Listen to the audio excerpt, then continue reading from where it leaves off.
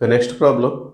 The value of C in Rolle's theorem for fx is equal to log sin x on closed interval pi by 6 comma 5 pi by 6.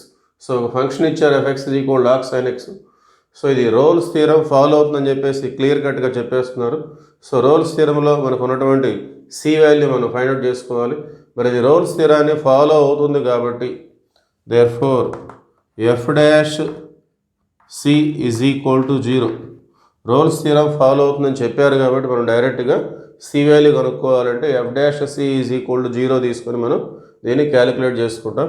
మరి F dash C 0 అంటే ముందుగా F dash X మనం calculate చేసుకున్నట్లయితే ఇది log X మోడల్లో ఉంది. Log x అంటే 1/x, that means 1/sin x. So log ఈ పక్కన దాన్ని ఎక్స్ అనుకుంటాం. లాగ్ ఎక్స్ అంటే 1/x, that means 1/sin x. But it is not x. ఇది x కాదు, ఇది sin x. So we have to differentiate this. Derivative of sin x means cos x. Therefore cos by sin, that means cot. So f dash x ఇది okay.